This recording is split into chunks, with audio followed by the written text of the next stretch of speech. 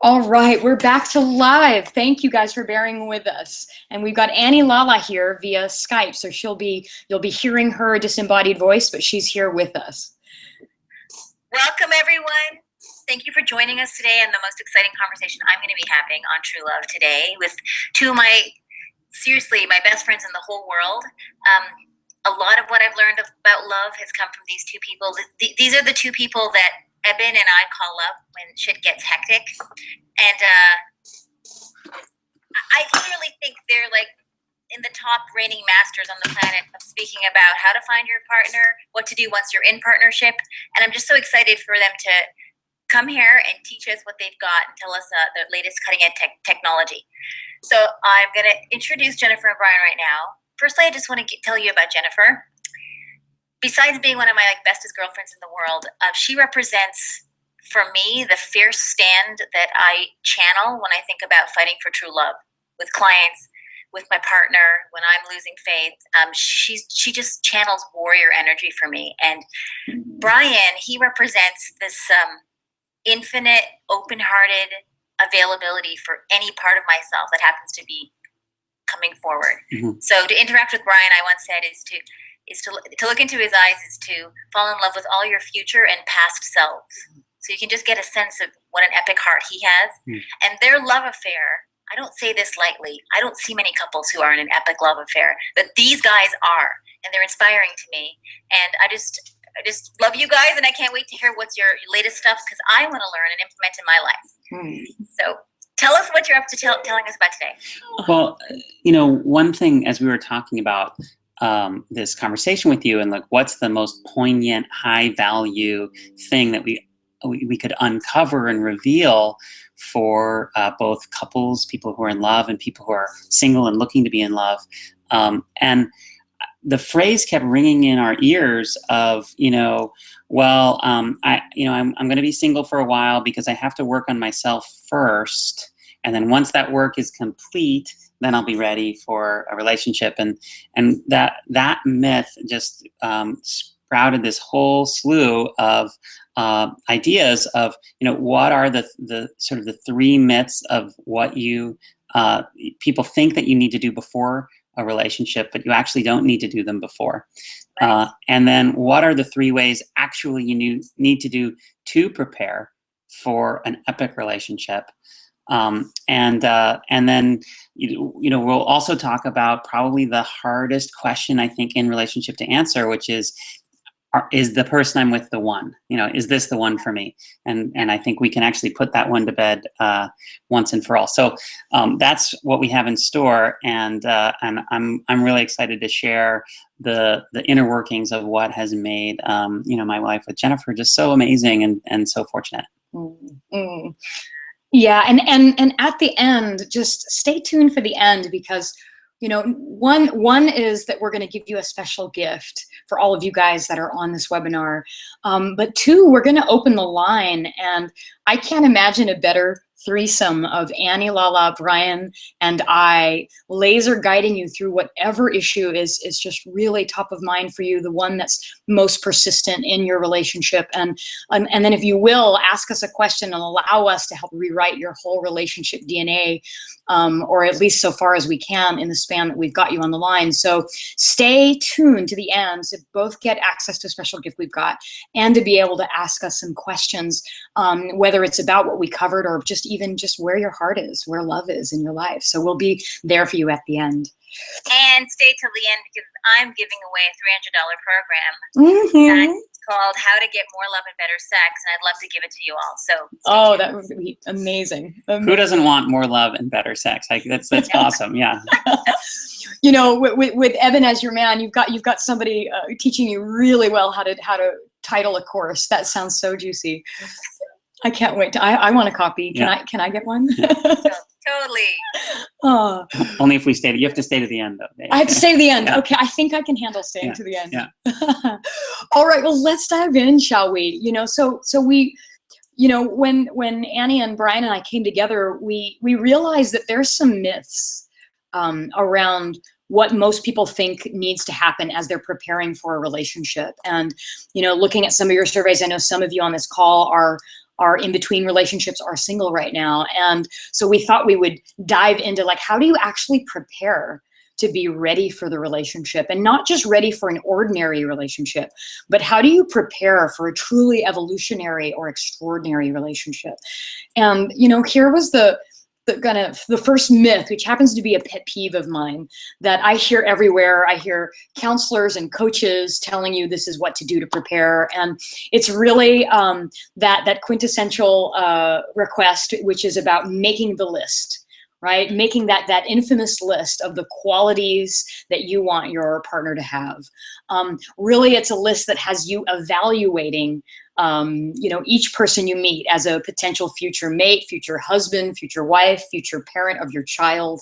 And, you know, when you begin your relationship this way, it sounds like a really sound thing to do, that, you know, evaluating, just really diving deep into what it is, what qualities that you want your partner to have. And, you know, you're trying to figure out if a relationship is going to work out. You want to look at how well your partner meets your needs in the important areas of your life. You know, are they successful enough? Are they sensitive enough? Are they going to be caring enough? Are they sexy enough? Are they spiritual enough? Are they smart enough? And all of this sounds like a great thing to do, because of course, you know, you're in a relationship, and an ordinary relationship is about getting your needs met. And hold on one moment. I'm hearing that we may need to turn on our video.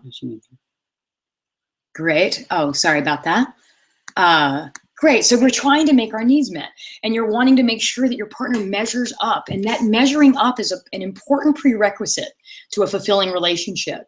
And so it's the relationship begins and ends with, how do I get my needs met from this person? And most relationship processes and experts and therapies are all about how do we better get our needs met, right? And so all of the coaching that you get is, God, okay, you have these needs. You know, here are the ones he's meeting. Here's the one he's not. So let me coach you on how to get those better met. And let's coach you on evaluating better the partner you have to begin with, so that, you know, you're picking the one that's going to be best suited to meet those needs. And so, not to mention, every time you're in a failed relationship, anytime a relationship ends, which 99% of all relationships that end badly, right? Every time, then you just add to the list. Oh, well, geez, you know, this relationship didn't work out because they were, you know, they lived far away, and they had to, you know, he was too conceited, and he had thought about money too much. So nobody who lives far away or is too conceited or thinks about money. So that's, now I've added that to my list. There's the don't want list. Right. And every relationship accumulates the list longer and longer, right? Yeah. And then to the want list, it's like, he lives close, he's got money. It's got to be, positive. Guys, like, what's the cost of this list? Why is it problematic? Yeah. So, you know, what we want you to do instead, because of how problematic it is to understand what's actually important to you. Instead of creating a list of the qualities that they have, right? Maybe they're smart, maybe they're sexy, maybe they're sensitive. Instead, you're listing what you value.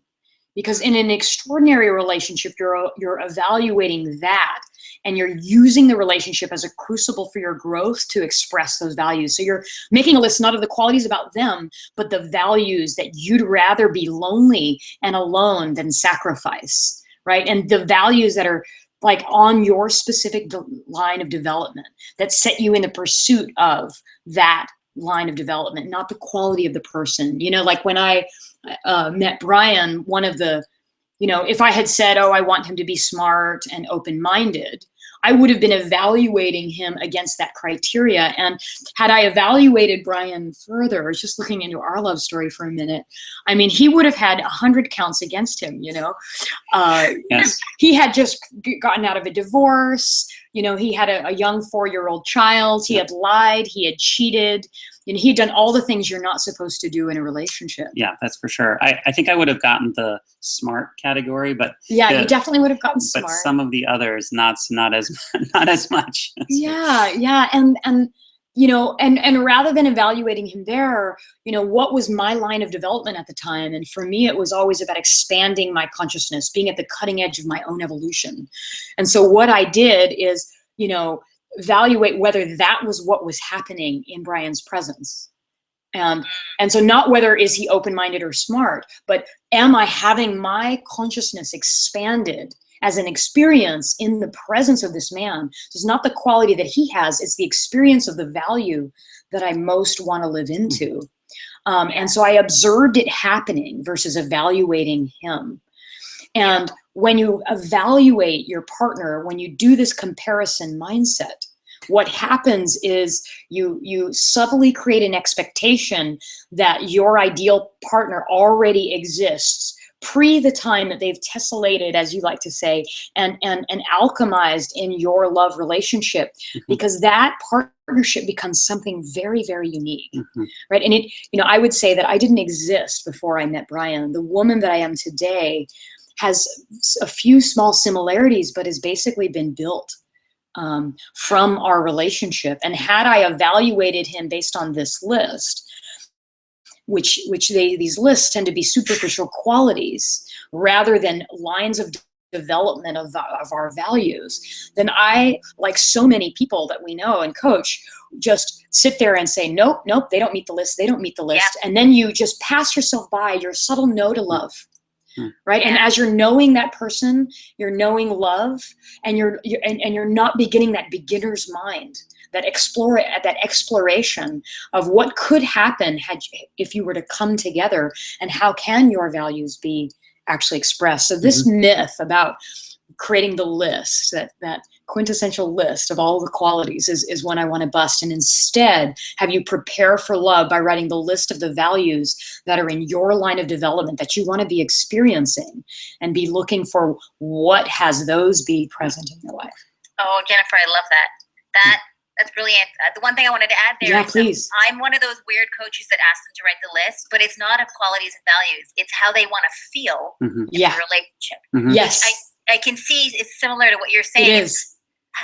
How do I feel alive? Do I feel expanded? Do I feel my consciousness raising? And I love that you're clarifying it with your values, but I'd like to add in that keep track of what you want to feel when you're with your future partner. And that's what you're looking for, is that feeling instead of a list of qualities. Love that. There's something I wanted to add here, because it's, if you just make a list of values, you'll list all of the values that everybody wants, right? Freedom and devotion and fun and excitement and profundity and expansion and growth and everything positive.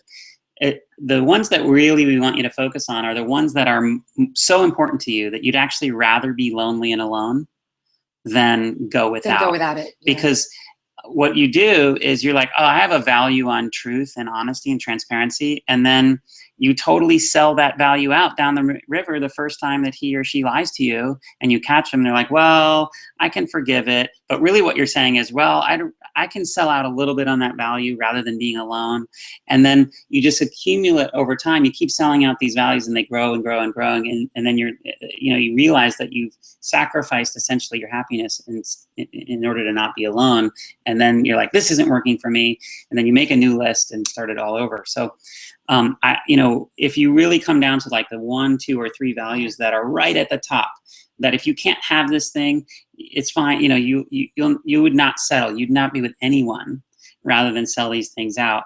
And that will allow you to find a partner who actually can align with you on that value and be your co-creator of the manifestation of that value in your life. And that is very, very different than evaluating the qualities of the person. Yeah, notice the qualities are about them, and these values, these experiences, these things you want to be feeling is something that's known by you, right? You can feel what you're feeling in their presence. You can experience those values, and they're inside of yourself, that experience, not evaluating and analyzing and comparing them. That whole mindset is already kind of a de-evolutionary mindset. It already brings in the judger, the criticizer, the wrong maker.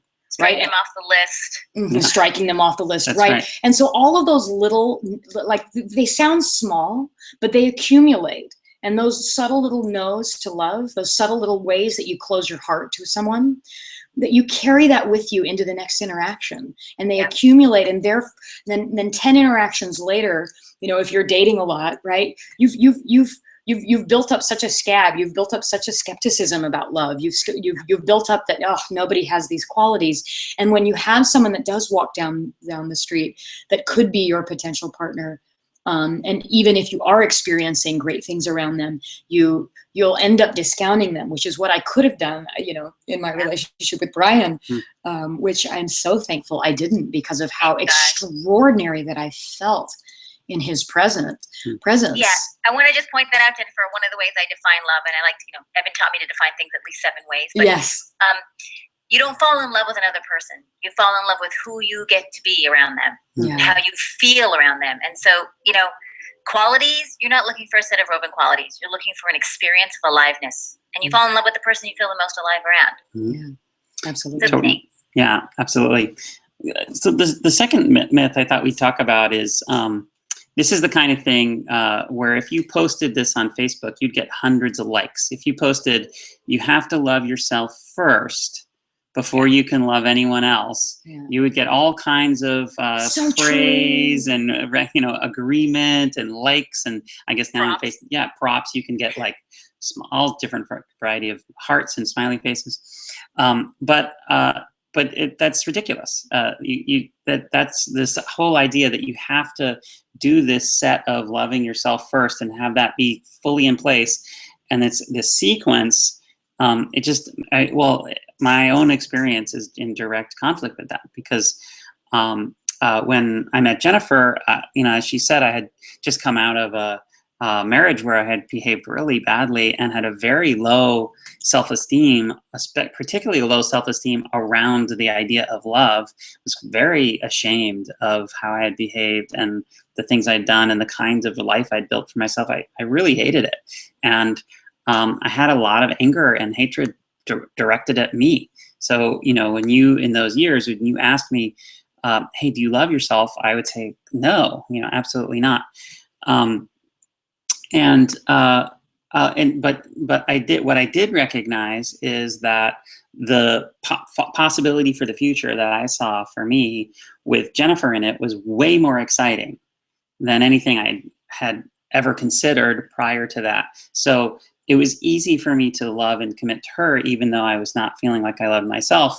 And so, Jennifer became my partner, not just in my relationship, but my partner for the journey of self-love. And, at first had to even convince me that that was something I wanted, and then helped me along the way. And one of the major breakthroughs I had that allow me to be, sitting here now in front of you and be able to say congruently that I do love myself.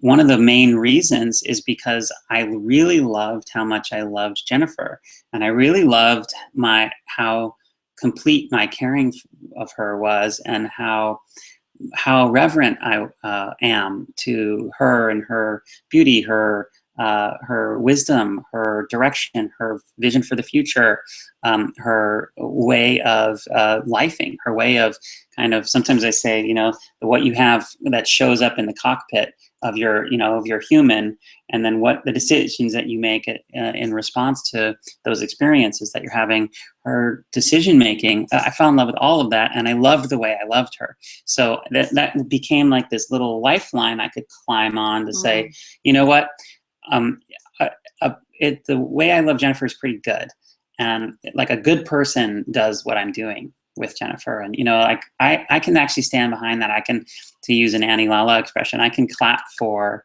when I see the movie of the way I'm behaving with her, and I can clap for the kind of thing that the relationship we're starting to form together. And then she helped me clap for myself as a father, in business, as a coach, in all of these different ways that I was artist. As an artist. She's like a full-on artist now because of her inspiration. Absolutely, Yes, absolutely. And in multiple domains, in fact, multiple disciplines. And so it was really my first loving of how I was loving her, my appreciation for the goodness in her, which then she helped me transport back to appreciation and goodness for myself. And so while I think that if you don't love yourself, if there's parts of yourself that you just cannot get right with and you don't love yourself, probably that's going to show up in your relationship, where there's ways of being your partner might have that you might not be tolerant of. But I don't think it matters which you tolerate first. yourself or your partner.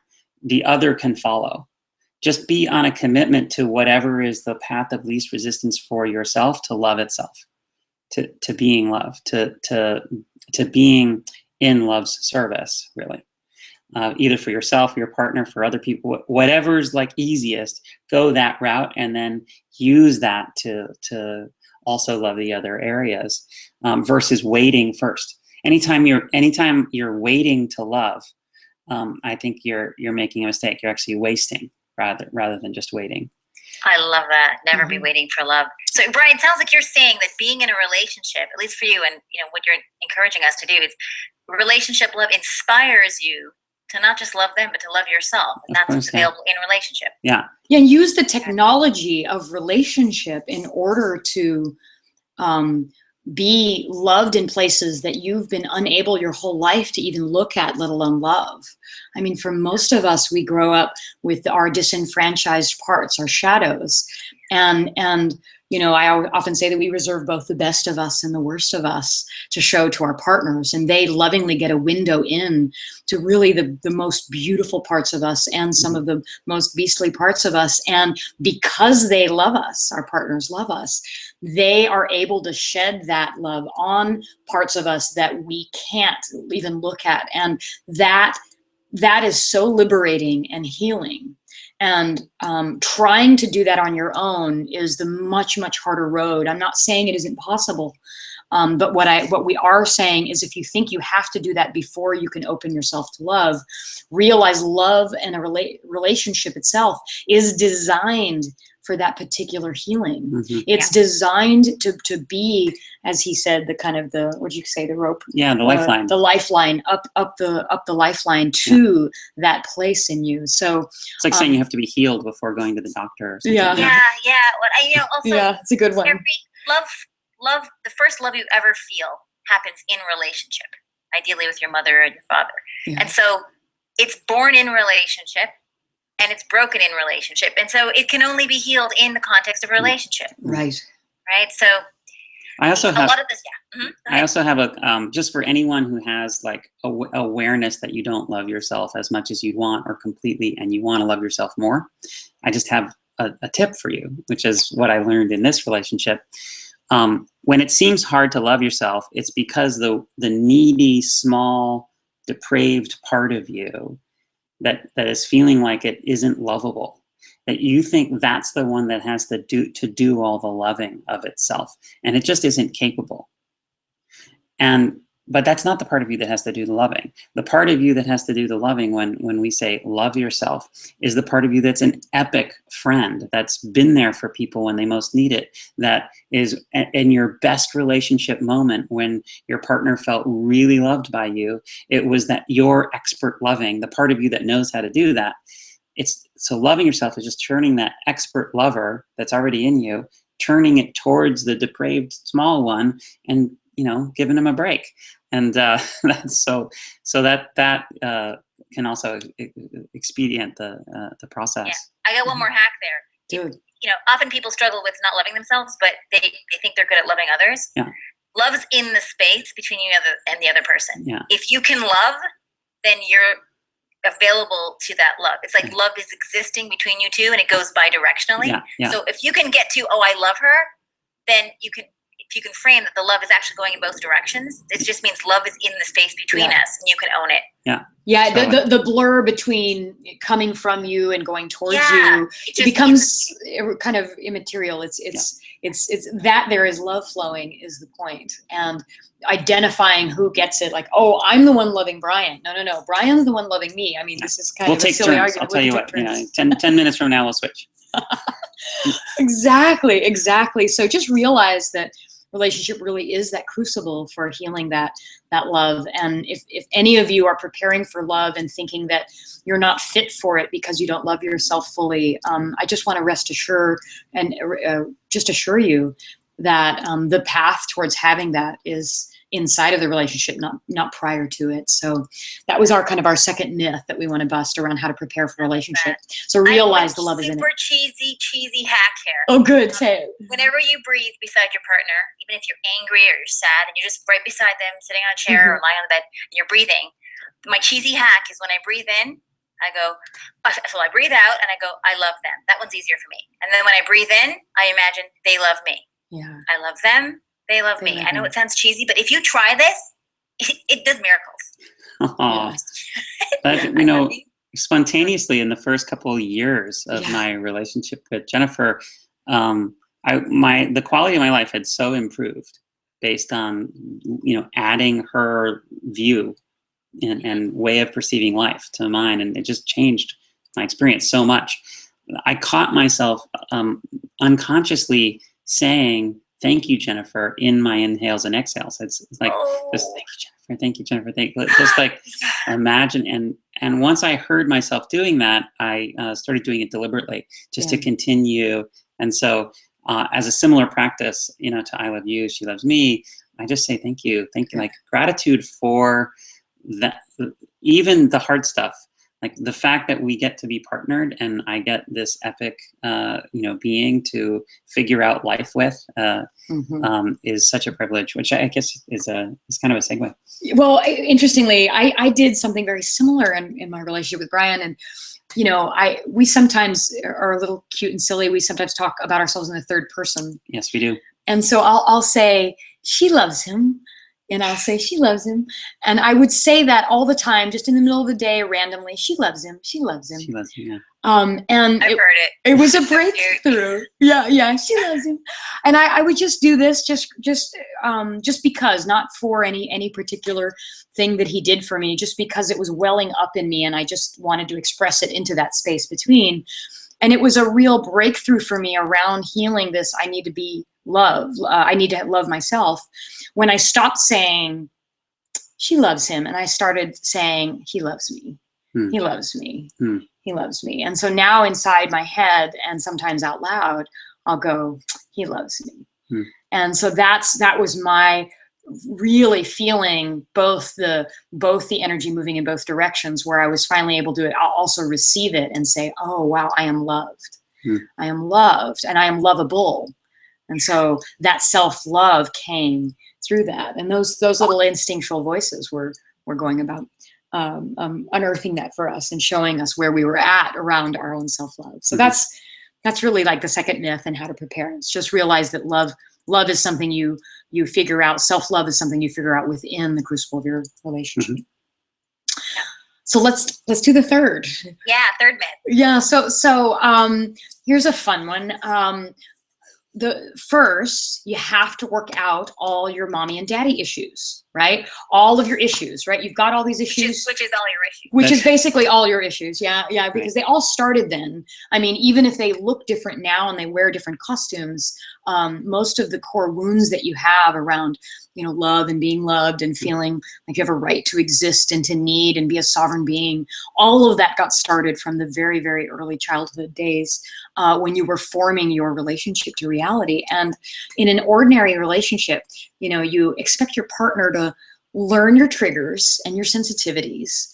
And if they're really good at it and they're really good at loving, they stay clear of them and effectively caretake your little wounded inner child, right? And so while no one wants to partner to play mommy or daddy all the time, one way that you know that you're being loved in this kind of ordinary relationship is that your partner takes care not to do the things that they know are going to bother you and make you uncomfortable. And like you give them a lot of gold stars when they do that. Like, honey, you know that triggers me. So will you work on not doing that thing that triggers me? Yeah, no, I shouldn't do it. I'm sorry. I won't do it again. Oh, I love you more when you don't trigger me. Absolutely. Yeah. Well, if you loved me, you wouldn't trigger me. Yeah, and in an ordinary relationship, that like this makes so much sense. Like, of course, you want to learn the triggers and steer clear of them, and like, you know, caretake their wounded inner child, and like all of this sounds like you know, what every self-help book and relationship book will tell you about how to handle relationship. And there's even a lot of things to help you get good at that. You know, and they say even don't marry someone with mommy and daddy issues. Who do we hear say this? Because all that is going to become your problem. Yeah. So I'm not really eligible or fit for relationship unless I, you know, clear that stuff out. Yeah. There's a well-known teacher. I don't want to say his name because it's embarrassing, but there's a well-known teacher literally instructing hundreds of people that they should not get into a relationship with any person who has unresolved issues with their parents. Yeah. That leaves like no one left. Readers are single then? In fact, they are. Yes. Yes. Yeah. This person is single. Right. So then what are you doing instead? Right. And really it's understanding this mindset that you're creating your whole experience, because this is impossible. This resolving all your issues, resolving all your mommy daddy issues, before you enter into your relationship so that you're fit. These issues don't tend to even surface until the second or third year of a relationship. Right. I mean, some of them may surface earlier. That's when the attachment configuration rises. Absolutely. Becomes your new attachment figure. Yeah, absolutely. And as those things arise, there's like seemingly infinite layers of them. You know, this is why people have the experience in a relationship of these repetitive patterns that have like really worked this groove over and over and over and again. And partly because the groove started when they were 3 or 2 or in utero. But then they're surfacing when you've gone past that honeymoon sweet stage and you're really further entrenched in the relationship and you're really allowing both the good and the bad out in more equal measure. And so the idea is that it isn't that you have to resolve these before you're in the relationship. You don't have to know what your issues are. You just have to know that you're responsible for creating that experience, not your partner. Right? So if something is going wrong in the relationship, you have to look inward, or you're fooling yourself, right? If you continue to look outward, you'll keep regrooving and inflicting these childhood wounds on yourself. And so one of the kind of the hacks or things that we recommend is, if you notice you're yelling or losing your temper or crying or punishing yourself or your partner, all of that, 100% of it is your historical pain that you haven't dealt with. And I know how badly you want to say, no, wait a minute, my partner lied, he cheated, he did these things to me, he did that one thing that he knows triggers me, he left the garbage out and he didn't put it, away, God, whatever it is that you're losing yourself around, you're lying, you're yelling, you're losing your control, all of that is historical pain. And when you're free of your historical pain and your partner does something like that, right? So if they were to do something like that and you didn't have historical pain around that particular wound, then your attitude around that thing would be creativity and possibility and being more positive. Oh, I have an idea. Hey, I have a way that I want this to work out. Mm-hmm. We can make this better. If I wasn't triggered by him not taking out the garbage, then if he didn't, I wouldn't be yelling and screaming and saying that he doesn't love me because he's not doing this thing for me. I would be saying, wow, let's get creative about how we can make this better. Should I leave you a note, or, maybe we have the maid do it, or how about we figure out, some other way to signal, we would get creative. What do you think's causing this behavior? That, the behavior's not really working for me. Is it working for you? Because if it isn't, then we should work together on figuring out how to change it. Like, that's how a present day experience would be handled, when it's not informed by like the projection of, you're doing this thing, which is just like what my mom did to me. And I know how this ends, which is that I'm miserable and alone, and you're going to make me miserable alone unless I can control you and change you now. You mentioned the mother thing.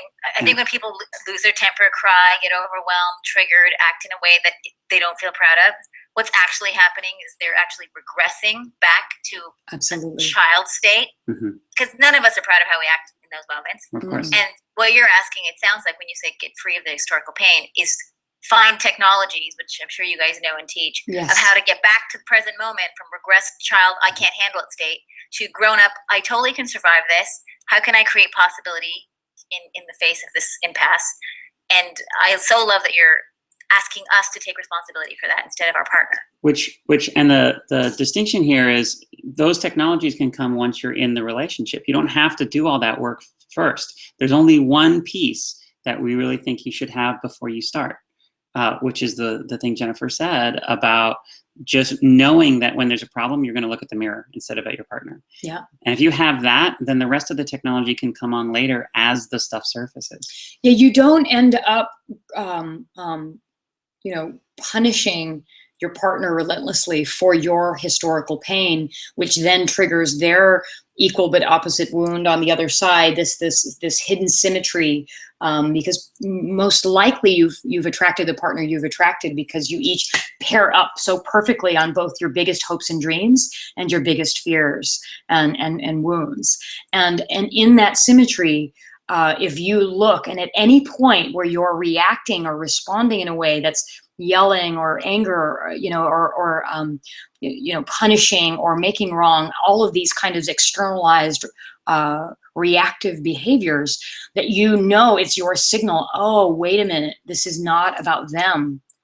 This is about me. I'm creating this experience. They're lovingly playing the role to let me see this historical wound. Mm-hmm. And if you will take that tack, or if you'll look at that mindset and realize, even if you can't in the moment, when you're triggered, it's hard sometimes to bring this up, but after your trigger and when you've relaxed and calmed and your system isn't all the way in your fight and flight mode, if you're able to see that any reaction like that is more about you than about them, then your ability will come online to begin to unwind it. And it's some of what Bryan and I do in our work, in the retreat that we're doing soon, and in the one-on-one coaching, is we help give you a lot of these technologies for how to actually turn to the mirror, see that hidden symmetry, and look for where your complaint is represented reciprocally in you as a disowned part of yourself. And how do we re-enfranchise that part? And not only that, but we look at your history and see how it's actually served you and what the drawbacks would have been had you not actually had that response and that reaction. And in so doing some of that work, rather than hoisting, the shit sandwich, as we sometimes say, the blame, and wounding and putting your partner's picture as the culprit, as the cause, you're putting the cause where it deserves to be, which is right in your wounding. And there, you guys can create a relationship where you're reparenting yourself, and then your partner's the playmate for your healthy child instead of the caretaker of your wounded child. And as you start reparenting and creating the playmate for your healthy child, this is when you get out of that phase of wrong making and trigger and being run by your wounds. And so this is a really important thing to do. So you don't need to have all of these things solved before the relationship, but what you do need to do is realize that any trigger is more about you than your partner, to do 180, to look in the mirror and see how you're creating your historical pain is helping to create that experience.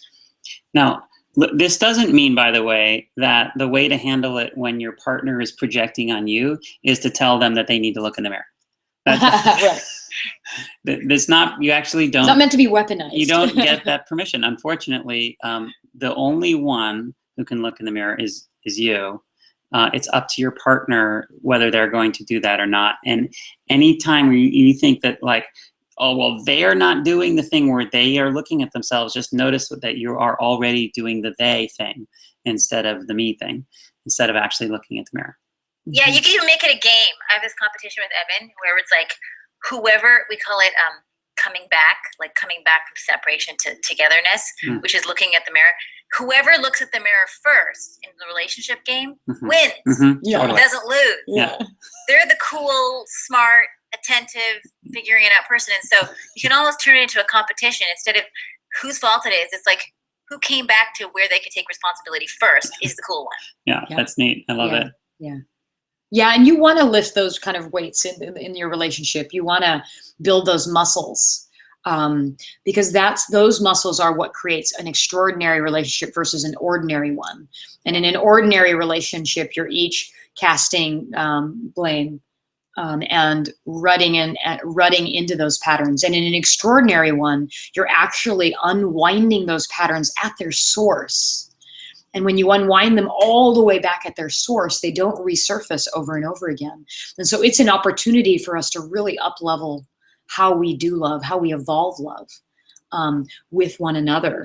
And this kind of 180-degree kind of look, anytime you're acting out of trigger, is a really important one to be in deep consideration of. So, you might look at the last couple times that you've been responding that way, triggered. I mean, even if you just wrote down the very last one you had, You know, what's the last time you either yelled or lost your control or started lashing out in some way with blame, or even punishing your partner with dissociating and running away or freezing? These are all patterns that are trigger patterns. And then just asking yourself, if you looked in the mirror and deleted them from the story, realizing that it isn't about them, you know, what's left for you to see as you look in that mirror. And you know, and then lovingly, gently reparent that young child that's just acting out. You know, this young child is just stunted his growth or her growth at that point in time. Yeah, and I think it puts us into a paradox. I just want to make clarify. Yeah. You know, if someone's feeling these feelings, there's two things going on. They need to first honor that the feeling of rage, anger, blame, shame is coming up, and listen to it instead of it being caused by the other partner. It's their feeling in their body, just like when you have to pee, it's in your body, and honor it. So that feeling was real when you were young, and something happened to you probably that shouldn't have happened, that had you feel hurt and abandoned and betrayed and trespassed.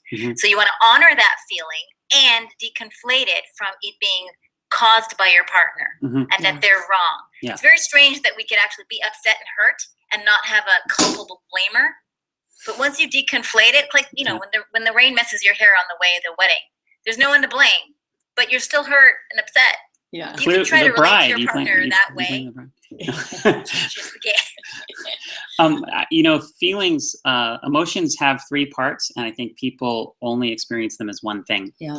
And you're talking about conflating, like, which is the idea of having these parts all arrive as one mush. Yes. And some of the parts are completely true, and some are completely false. And so it's confusing until you can parse them. But when an emotion arrives, there's the physical sensation, the actual emotion in your body, like you were saying, which is the true part. It's true that that's occurring for you and that it's demanding that much of your attention because it needs to, because something needs your attention. That's true. The next thing that comes is why we think we are feeling that way. Story about the emotion. Exactly. And that is arriving at a point when we're triggered where our executive function or our logicking, our ability to troubleshoot is at our biological low. Like it's the state at which we are least able to problem solve. And the stupidest. Yeah, actually. We're totally dumb. So the why that we're feeling that way is almost certainly false. Yeah. Or at least not the whole story. Yeah. At the very least. It's not its true. best. It's not true, right? Yeah. It's not trustable. Yeah. You shouldn't take actions on that and expect those actions to result in anything else but more pain. Yeah. And the third thing that arrives, which is equally untrustable, is what we think we need to do about it. What will remedy that? And this is where the idea of vengeance or revenge comes in. This is where we act out and, we slam the door in our partner's face and just so we hope that they could open up again and come towards us, or we hang up on it, whatever. This is where we do all that stupid stuff because we're feeling the feeling, which is true. We have the false thing coming, which is what is creating the feeling. And we have the second false thing, which is what's going to fix it. And so the discipline of trusting your heart, trusting what you feel, but distrusting what you think at the same time is an epic relationship skill.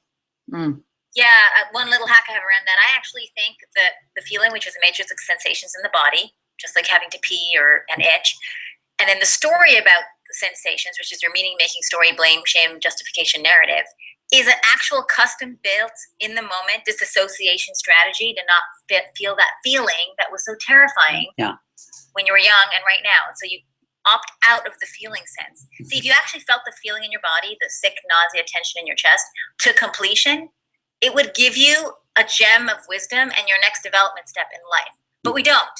We can't feel it. It was too terrifying. So we disassociate into the story about the feeling and what we have to do to fix that feeling. And we never get the feeling cycle complete and healed. That's brilliant. Oh, I love this. We just reading the spiritual texts on what they call bardo states. And it talks about both the... Which is what, just tell them, like post-death. Yeah, the agony and ecstasy that one experiences post-death, and there is lore about the bardo being the moment in time where you relive your life, and you relive your life by feeling the impact of every incident in your life, both positive and negative, and that both the agony and the ecstasy of feeling that so fully, that ripple of the whole impact. And in that moment that you feel it all the way fully, you integrate as a human being. You get to fully arrive into the kind of the next stage of consciousness by not turning away from and not following every thought all the way through, but it's like going through your life and taking every incident and following it all the way through so that you can experience that ecstatic kind of gem. So like this is really deep work that we're talking about here, not just what a couple relationships are saying. Don't wait till you're dead to do this. Don't wait till you're dead. Create that Bardo state in your waking life where you're willing to feel both the ecstatic bliss and the agonizing pain of what you're creating in your life. Allow that to run through your body and arrive at the gem that it's meant to deliver. I mean, this is why it grabs your attention and creates the level of pain that it does. And what I've noticed with you, Jennifer and Bryan, you guys teach me, and I've seen you teach it excellently, how to actually do that. Because there's a lot of minute details that we can't get into now, but there's a whole art and science to feeling a feeling to completion and dealing with the agony and not opting out while feeling safe. And that's something that if anyone gets a chance to talk to them about that, we have a real advantage in teaching that, actually, because Jennifer, through many practices, including she's very advanced in 8 forms of martial arts. She very deliberately cultivated that ability to hold sensation, to be with. So she has all of this kind of ninja mastery in this area, and I was really a neophyte when we got together. I really was not clear on what I was feeling at all, or whether I was having a feeling. And we even had arguments where I would say I just wasn't feeling whatever she thought I was feeling, which everybody in the room was obvious I was feeling that, except for me. I didn't know. So wow, you're a little angry with me right now. I was like, no, I've never been angry ever. Never been angry. Just ask my mom; she knows. I've never been angry my whole life, not once. We have both the perspective of the student and the master in this area of feeling, and of being present for your feelings, which the more you're doing that, the less you're projecting, and the more you can do all this work that you think you have to do before relationships in the relationship and have it work out awesome.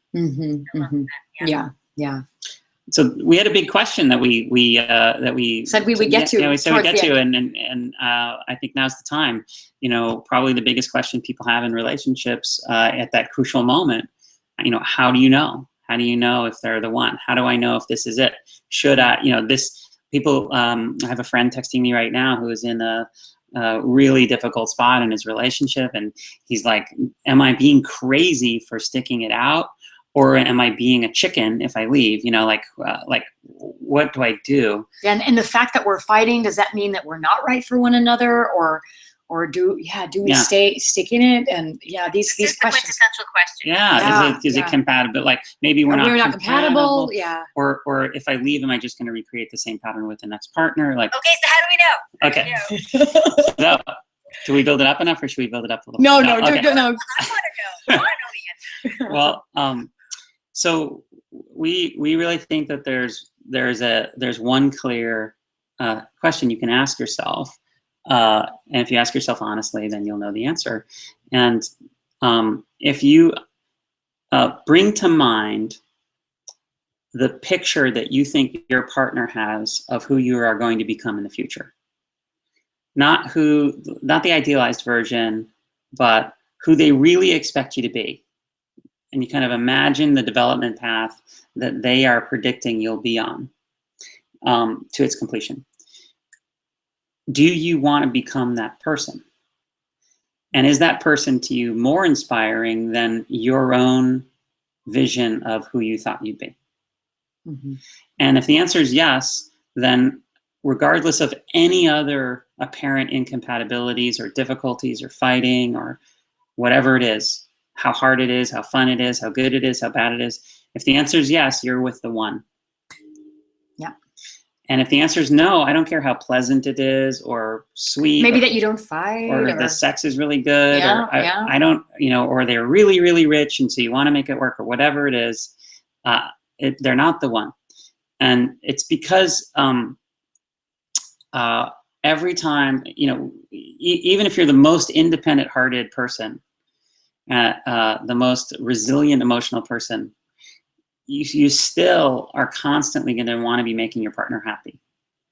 And so everything that you do that's closer to the direction of who your partner imagines you'll be is going to make them happier. And everything that you do which is straying from the path that your partner thinks you could be or even should be, they're going to be irritated with.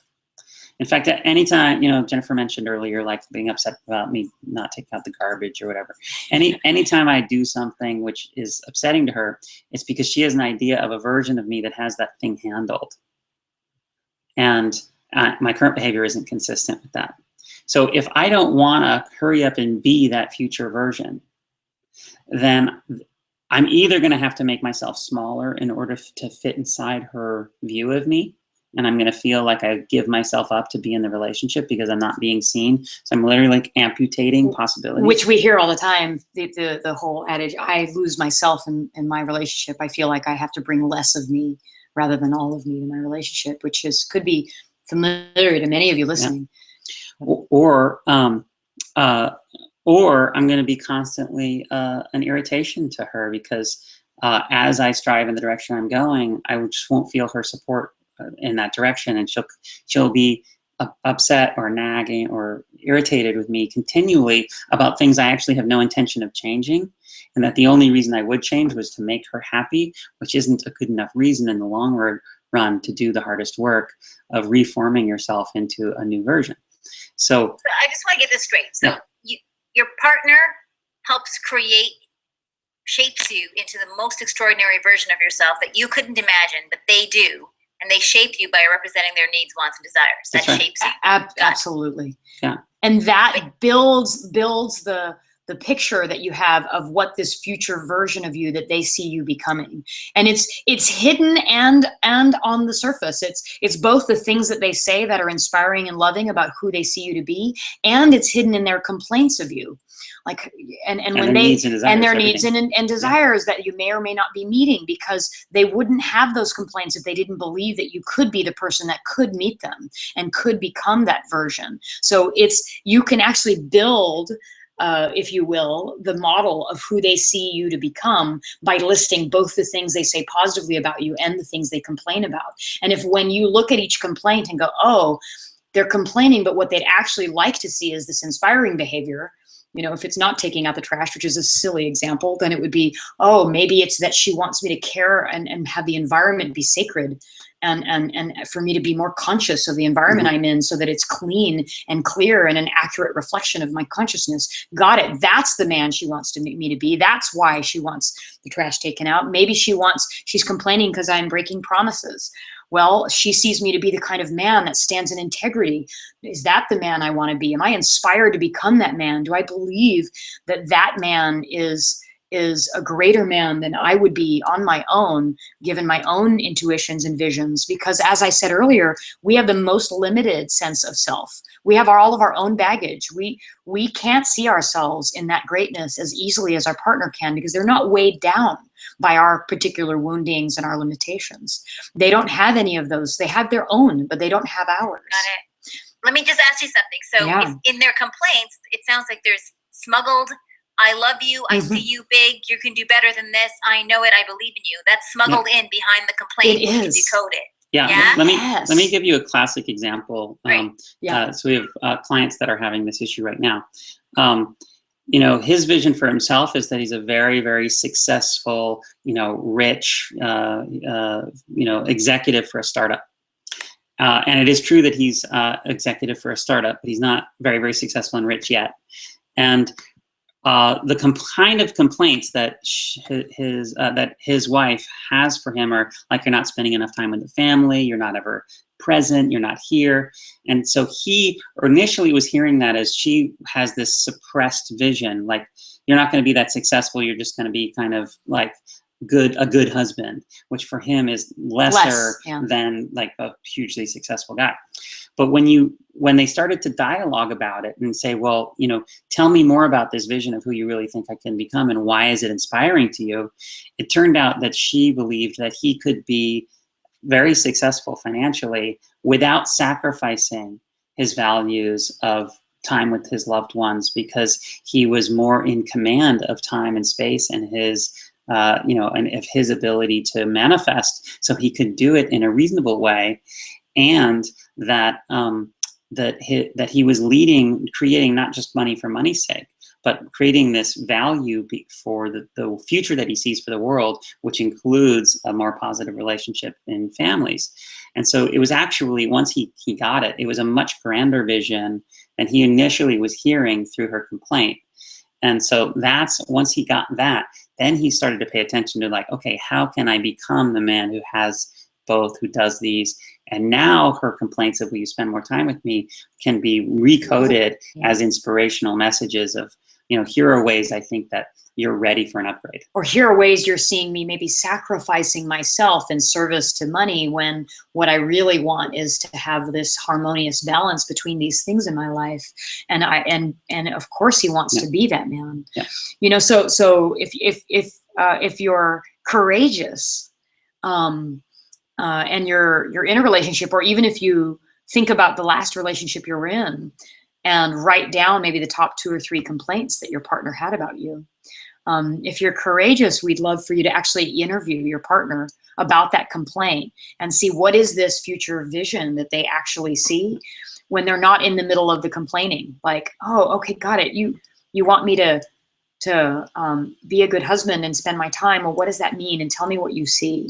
And when you listen to what that vision is, if you'll take each of the complaints and build for you this picture of the man or woman they want you to be, see if when you read that, when you look at that, when you take that in, whether that is an inspiring thing that you would surrender your life to this person to guide you towards.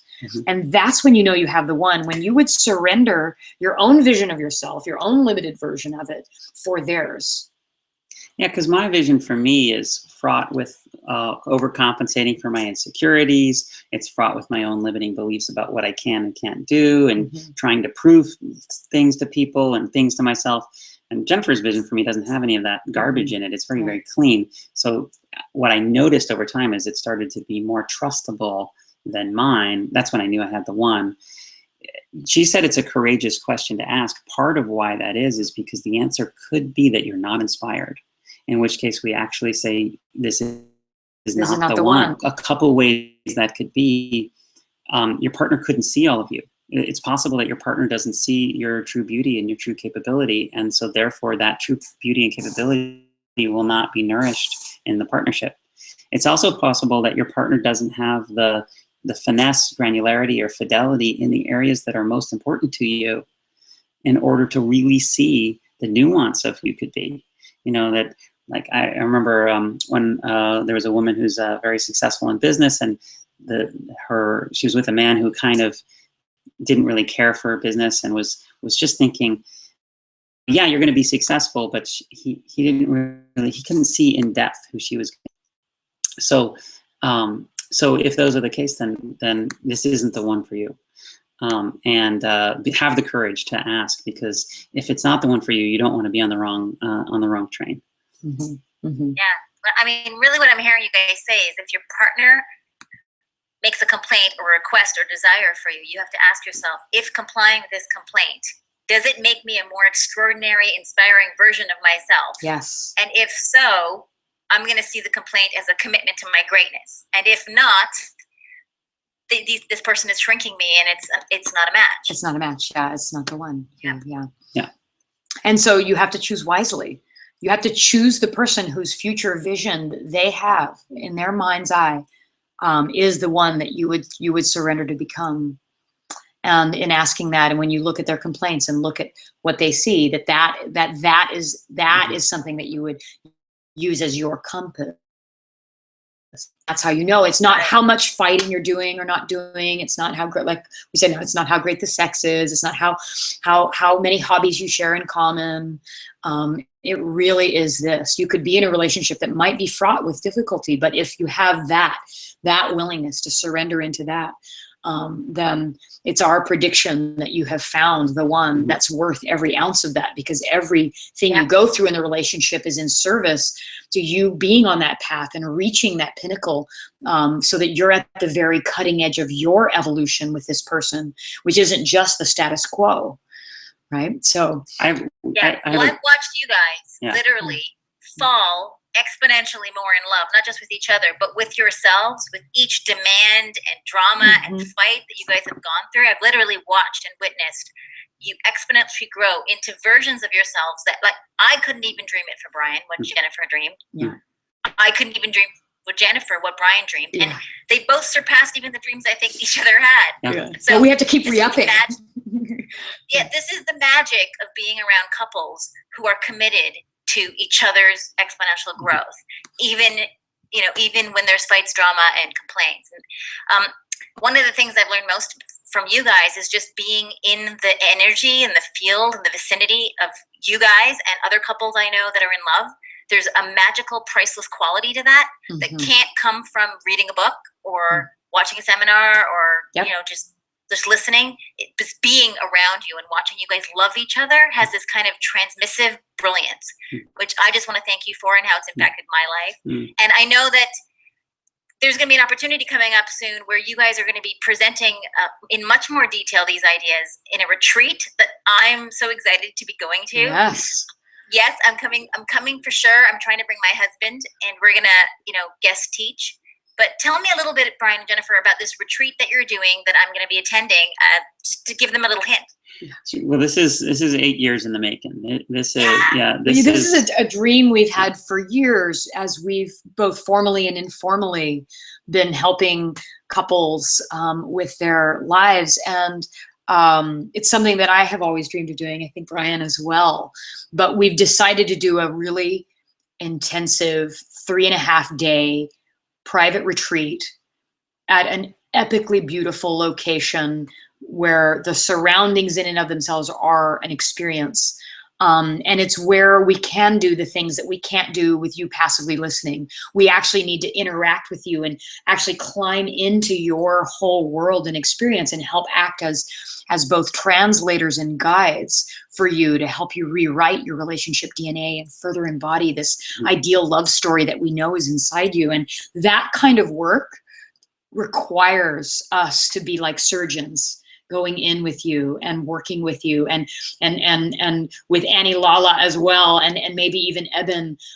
You have the dream team really here to help you unwind some of the things that you might not have been able to unwind in months or years or decades. And the problem that we see, Annie, is that there's no education on how to do relationship well. We take school, we learn reading and writing and mathematics and history and all these wonderful subjects. But the thing that we spend all of our life doing, which is interacting with other human beings, for most of us, that's what we spend our lives doing. We spend zero educational time on.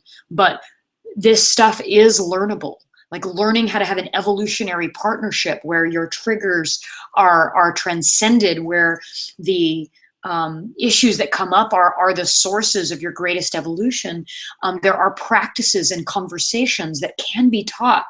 And this interactive laboratory that we're going to create in these 3.5 days together in May is for us to teach you and the practices and the conversations that raise you out of the kind of the muck, right? Where you're going to witness both yourself and your partner really setting you up and raising your conversations so that you're not just having kind of the normal, ordinary relationship where it's about getting your needs met, which is where most relationships and therapists and counselors begin and end. This is really to raise and evolve love for you and the planet and your partner to set. And we'll take you through a daily guide to make any relationship extraordinary and evolutionary during this 3 days. And it's a travesty to us that there's no education, but it is learnable. And we do have practices and conversations that we want to take you through. And then we want to guide you one-on-one in front of the room as we're working with you with what it is that's actually holding you where you are, which we can't do again through, we can teach you concepts, we can teach you ideas in a webinar, but we can't laser in like surgeons and really help you kind of sew up the wound and start on another path. Yeah, and having these two guys custom craft and tailor their intelligence and brilliance and all the information they've learned from their own experience to your unique situation, it's just a priceless experience. Yeah. And I know you guys told me that you were going to offer my people a 30-minute call. Yes. Yeah, tell us that you were going to deep dive into their own life and help them, figure out what's going on in their own relationship. So tell us about that. Yeah. So we're going to do a 30-minute Evolving Love deep dive session for you guys. And let me go ahead and put the link up. Just a moment. Let me get my technology going because I want you to see. There it is. Okay, great. So on your screen, to the right, you're going to see the kind of schedule a call where it just describes the session just a little bit. And in the session, we're going to have kind of 30 minutes to really like come in and configure to where you are so that we can really get onto your map and look at one of your most persistent patterns. One of the things that in relationship has come over and over again, that thing that has rutted you. And in that call, we'll spend some time really looking at that from multiple perspectives that you couldn't necessarily see yourself because you're only coming from your perspective. But having people like Bryan and I to kind of organize around you, to take a look at it from a different perspective and give you some of the technologies that we've hard won both in our relationship and in studying every relationship expert and in doing this work with so many couples and in living a really evolutionary relationship. We'll give you some of that technology to begin the process of unwinding that wound in that 30-minute session. And then we'll talk to you about our retreat to see if you want to come and join us. It's a private retreat. It's got limited spots, but it's going to be a game changer. More than anything we can do in a 30-minute session, we're going to dive very deeply in with 30 extraordinary people that are going to be there along with Annie Lalla. And we'll answer your questions about maybe joining us in that retreat at this call. So on the right-hand side of your screen, if you hit schedule a call, you'll get 30 minutes with me, and we'll talk both about a pattern that will start to unwind and rewrite for you, and also about joining us May 5th through 8th for our Evolving Love Retreat. So it's May 5th through 8th, and where is it? It's at South Lake Tahoe at a mansion on 7 acres, 12,000 square feet, sleeps 30 people. It's stunning. We have a gourmet organic chef making us meals. Okay. You have private rooms, a few shared rooms. So if you sign up early to this retreat, you get a private room. And we still have a few of those left. So this retreat is going to be an epically beautiful experience and a rare one. We've never done this before, and we don't have it scheduled to do again. So this is an opportunity to mainline, 3, maybe even 4 of the most evolved love teachers that I have ever met. I never had the pleasure of having helped me as Annie has in our relationship many, many, many times.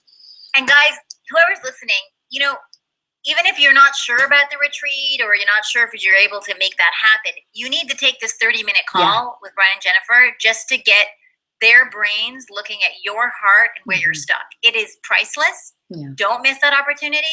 And, you can figure out whether the retreat's right for you or not. But it's hard for me to get them on the phone for 30 minutes. They're so busy. So you just need to make sure and follow up on that opportunity. It's a rare one. It's a rare one that we've opened it up. And I just wanted to add, because I'm coming to the retreat. I'm coming not just to support and teach. I want to learn from you guys.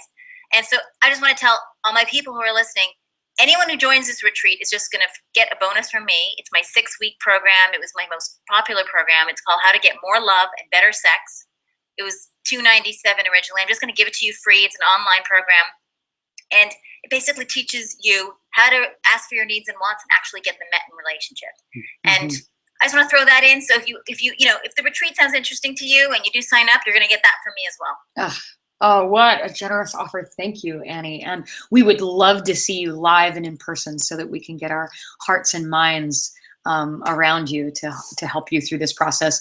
We're going to create a whole evolutionary guide to how to do monogamous relationships. We're going to do an evolutionary guide to how to do open relationships there. We're going to give you 7 different practices and conversations to have. We're going to work with many of you in front of the room to go through a process on how to handle trigger and conflict that will completely transcend and unwind any of the conflicted patterns that you've had in your life.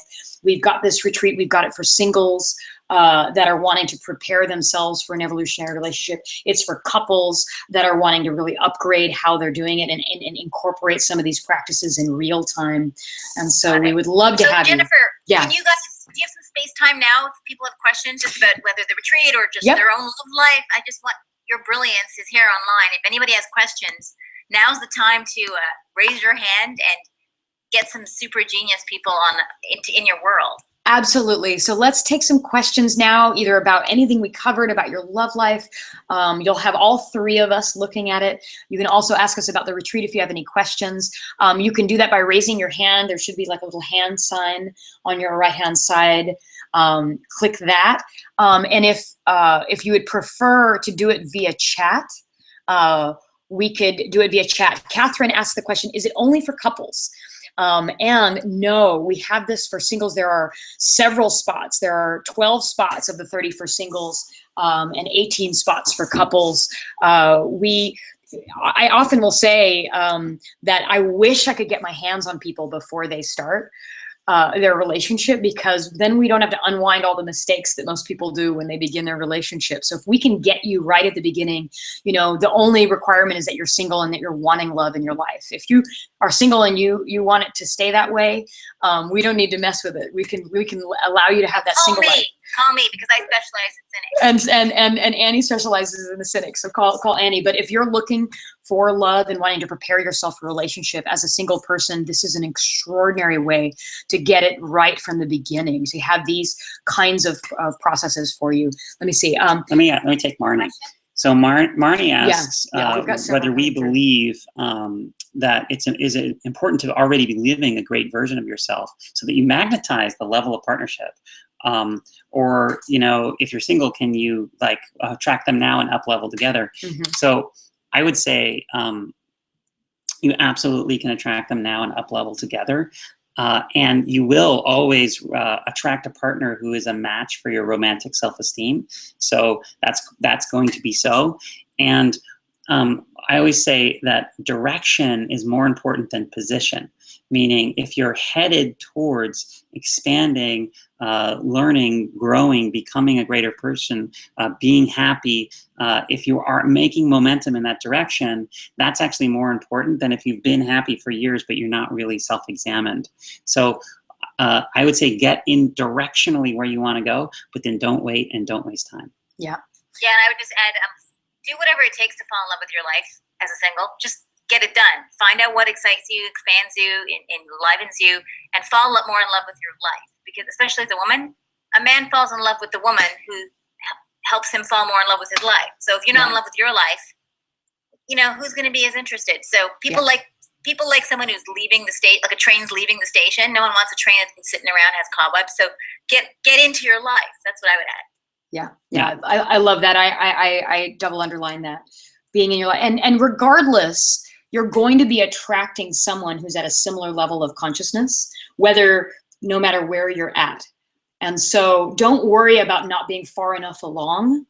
You'll attract the partner that's the right match. You won't even be attracted to one another if you weren't, right? And so going in the direction. Yeah. So get in a direction. Yeah. So here's another question. What do you do if you found the one that you described on this call, yet they're not as conscious and run away for the reasons you mentioned that people do? What do you do if they're running away, but they feel like they're the one for you? Well, the first thing I would do is look in the mirror at the ways that you're running away yourself, at the ways that you possibly are afraid. Because if you are certain they're the one and they're running away, you have this experience of being left, there is a hidden symmetry. There is a reciprocal something in you which is being responded to. Because when I'm ready for a particular kind of relationship and the other person isn't and they're running away, my experience of that is, oh, that wasn't for me, because If they're running away, that means they're actually not up for what I have in mind. And there's no feeling of loss around that. If you're having that feeling of loss, then there's probably some shadow element in you, areas where you've abandoned yourself, that are worth looking at. Or where places where you're chasing them away. Yeah, you might be chasing them. Yeah. Anytime there's running, there's usually chasing. Yeah. Because those things can't occur at the same time, right? If they're running and you're standing still, then they would just move away from you. So look at how you guys are creating that dynamic to begin with is how I would. Yeah, and how could you make that growth that you're wanting them, or that level of personal development? How can you make it so inspiring that they want to move towards it, because their access to their own magnificence comes through that, and then you're available to do that with them. It's a seduction. There's another question from an Adele. And Adele's asking, I'm curious to determine how my partner sees me. We've only been dating a few months and we have a deep visceral connection, but honestly, he's not a huge talker, and also has not expressed clearly any complaints for me thus far, although I've just started to feel this shift in the past week. So to Adele, even if they're not a talker, it can be a beautiful and romantic conversation. So you might take him out on a date and say, look, there's something I want to do tonight for fun during our dinner, which is, I just want to explore, like, what do you see for me? What's possible for me? And as long as you're not evaluating their answer, like, is it good enough right there in the moment, but you're really just asking, hey, like, how does that land for you? If you see me as, being a leader, what does that even mean to you? What's kind of a leader? How would that show up? What in me makes you see that? Where am I that way already? Where do I need to grow in order to be that? And just keep asking with curiosity, but I would ask directly, and add that answer, that direct answer, to your own observations about how they behave. And remember, 70% of communication is nonverbal. So listen to the ways he's speaking, and see if you can honor and receive those. And I love this direct conversation. Like, when Bryan and I got together, we just deliberately had that conversation. Like, what is one of our favorite conversations to have in a relationship that creates it as an evolutionary one, not just an ordinary one, is what's the very context of our relationship? Why are we in this relationship? What's the reason? What's this third pole that we're more committed to even than each other, or at least equally committed to, that creates that stabilization that has us evolve? You can just directly ask, why are you in a relationship? What are you hoping? What are you wanting to get out of being in this relationship? And here's what I see as is the purpose of our relationship. And then you start to share what your future vision is of him, and you ask him, what future vision of me do you see? This direct conversation, you don't need to beat around the bush. You can just have it very directly. And to me, this conversation, when we assign this to couples, they come back having a completely different relationship to how they love one another and how they relate. It goes from a relationship of kind of butting heads or moving away from each other to one where they're on each other's team to evolve. So I would just have that conversation really directly, ask them the context of their relationship and what is the future vision they see, and what is the future vision you see for them. I want to answer some, I don't know. Samia, I don't know if I'm saying it right. So Samia's question is, someone I know has everything she wanted. The caring husband, great sex, great home, kids, etc., yet she feels unable to remain married because she feels it's too restricting. She also has past hurts of things that she couldn't forgive him for in the past, it seems like. What would I say to her to save her marriage?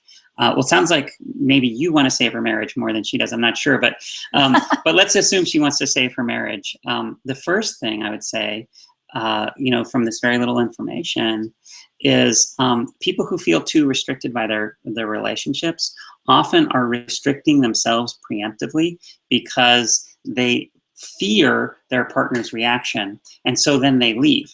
And what I would say is, go ahead and be the version of you that you're afraid your partner can't accept, and just see whether they accept them or not. Let your partner decide to leave rather than you. I know it can feel more painful to be rejected than to be the one rejecting, but it's totally worth it, because in my observation, most times when you just be the free person that you're sure your partner won't allow you to be. in being that, your partner actually stands up and claps and says, oh my God, I've been waiting for this. And you say, you have? I always thought you'd be afraid of this. So it doesn't happen like that every time, but often enough. Yeah, we had a couple that we were coaching, and actually one of the people in the couple, the man in this case, had this feeling that he was fairly restricted and wanted more freedom, wanted to be more expressed, and just swore to us up and down that there's no way that she would go for that she just couldn't handle that. And often, if you're feeling restriction and assuming how your partner would react if you were to have more liberation, more expression, more range, freedom is a human need. We all want that. I think we sometimes sell our partners short and assume that they're not actually all on board for our free expression, our liberated version of ourselves. And when you come from love, when you come from a pure desire for that, it's so easy to get behind. So I would want that woman to not sell her partner short, that if she has a vision for how she wants her relationship to be structured that feels less restrictive, have her assume that her husband will be 100% excited and on board and can't wait to help co-create that with her, so long as there's an equivalent caretaking of the level of devotion in the relationship. I often say that you need to have a relationship that has freedom and devotion, not freedom or devotion. And so if you can have both and have an evolutionary partnership that doesn't have those at odds, then he's going to be devotedly on board to her being fully expressed, unrestricted, and free. And so long as you're caretaking that devotional map and really having him not feel like he's giving up feeling connected and loved, having that both and relationship to freedom and devotion, then you'll have him on your team. So that would be what I would say, given that we don't have her here commenting. Yeah, sometimes it's hard to just just do it. So I would start with something really small, like a 5 out of 10. Oh my God, he'll never be okay with this. Yes, something easy. Yeah. Start it easy and just do some experiments. Test it and watch with your jaw dropped how okay they are with you asserting what kind of cheese you want instead of the one he wants, and how it's totally fine. And then you can build the muscle of, I'm not going to die. He's not going to flip out. And your esteem rises every time you assert and it gets honored. And then you work that muscle, and then you ask for the big shit after the muscle's being built. Exactly. So good. So we have a couple more questions. Do you want to take this one? Sure. So Marnie also asks, and this is a vulnerable question, what's your perspective on body image and self-consciousness issues? Can this too be worked out in relationship versus trying for so long to love my body first before opening up to a partner? And, I had many self-hatred issues prior to being with Jennifer, so much so that I wasn't even aware of the body issues that I had, which really, my distrust of my body and dislike with how it looked was really fundamental to many of them.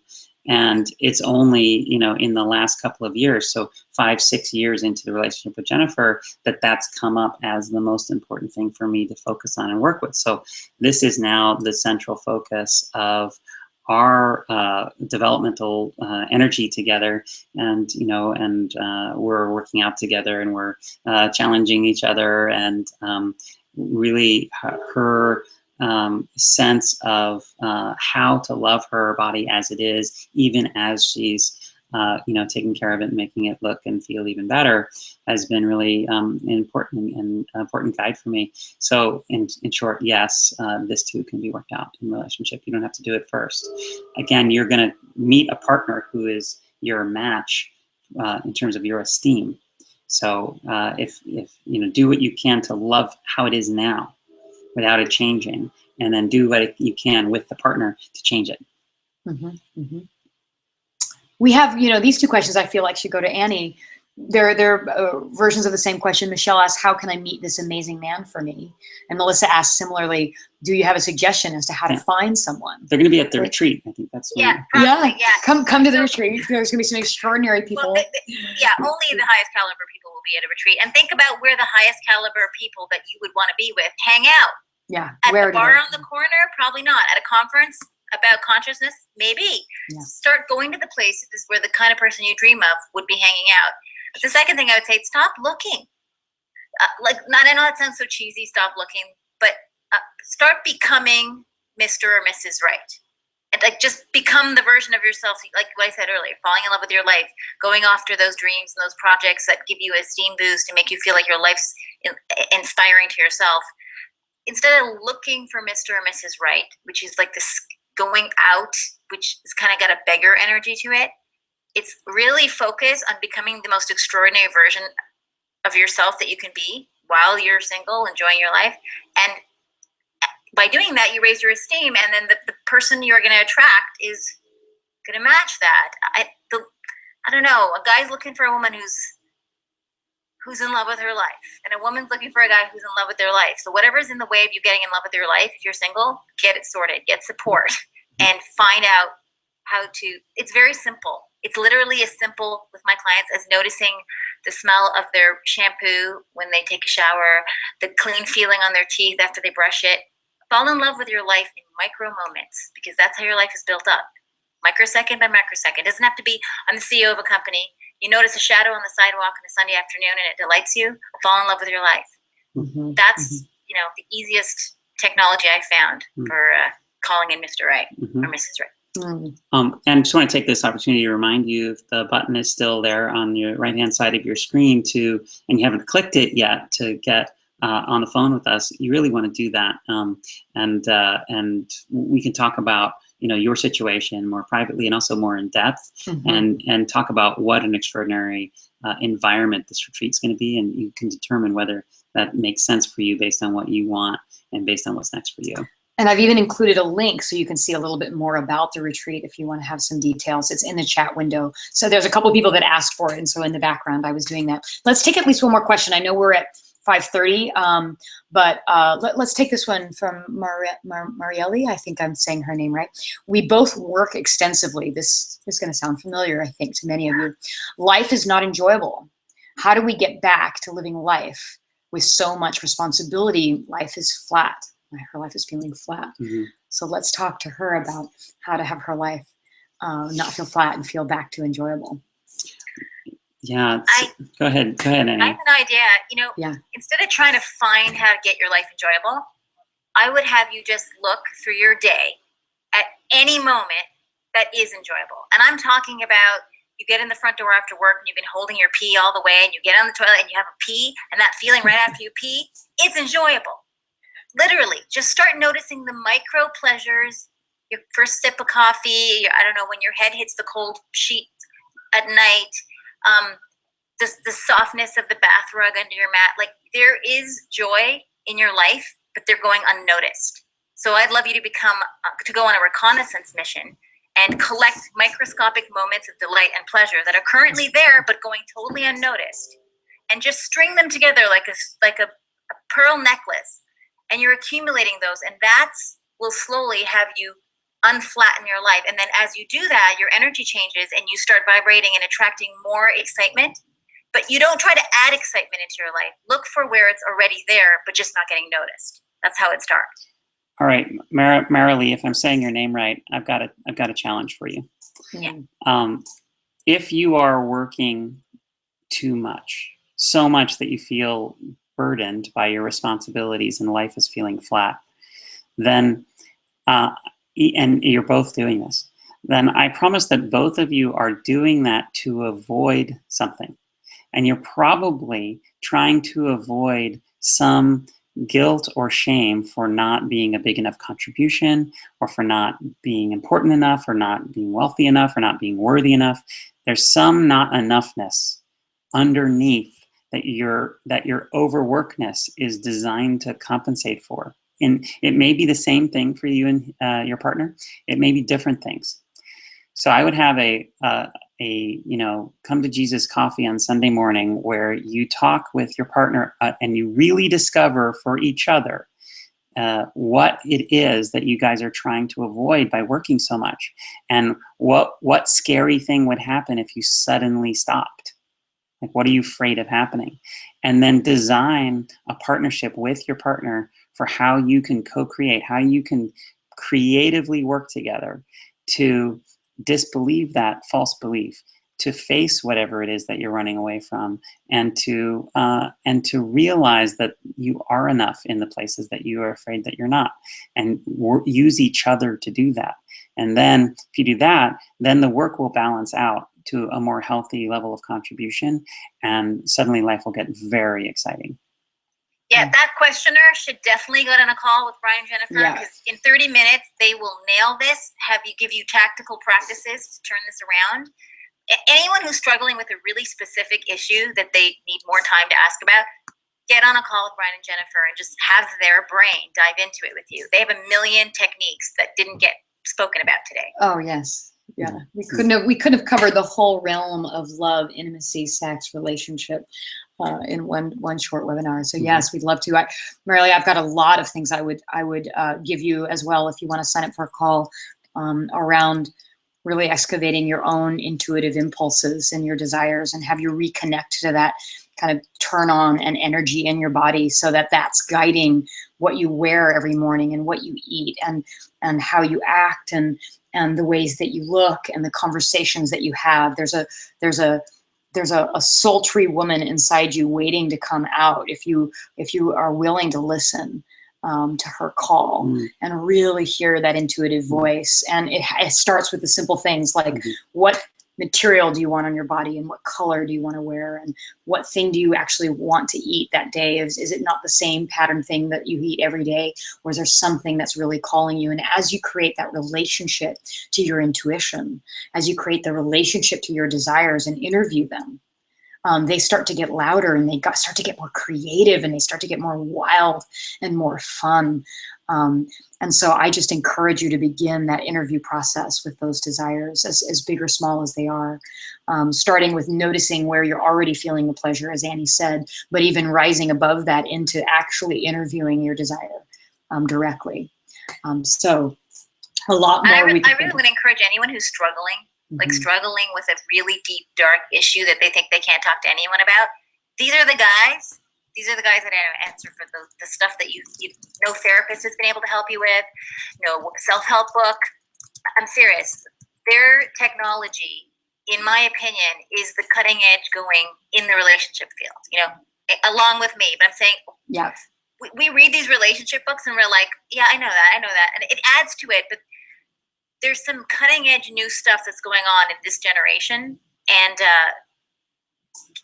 get on a call and get that technology into your life. Yeah. This was so much fun, Annie. Shall we wrap it up? We do. Yeah.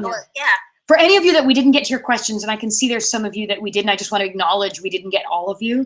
We're getting a little bit late, and so we're going to wrap up now. But go ahead and sign up for a call with us. It'll be an opportunity to talk to us about not only the question that you've asked, but also the retreat, to see if you want to join us. We've got some spots left. Love to see some of you there with us. So, but let's kind of wrap up. Yeah, and I just wanted to thank you, Annie, for having us. For hosting. Yeah, for asking us to look at particular parts of our relationship and our viewpoints, so that we can share this stuff and hopefully help a lot of people. Yes, I know you will. And whether it's on a call with you or in the retreat, what I love about the way you guys teach is you actually teach from the fields. Like, you've been down those roads, you've been to the dark corners of relationship, you've mapped it for us, and then you bring your own anecdotes and personal stories and like vulnerabilities, and you don't teach from a didactic I know better. You teach from the trenches. And I love that about you guys. Oh, thank you. Thank you, Annie. Yeah. And thank you guys for sticking with us and listening to the end here. I really encourage you to take Annie up on her gift and take us up on our call. And I'm really looking forward to diving in and creating an epic field of possibility with you. Aho, to true love. Yeah, to true love. Good night. Night. Thank you, guys.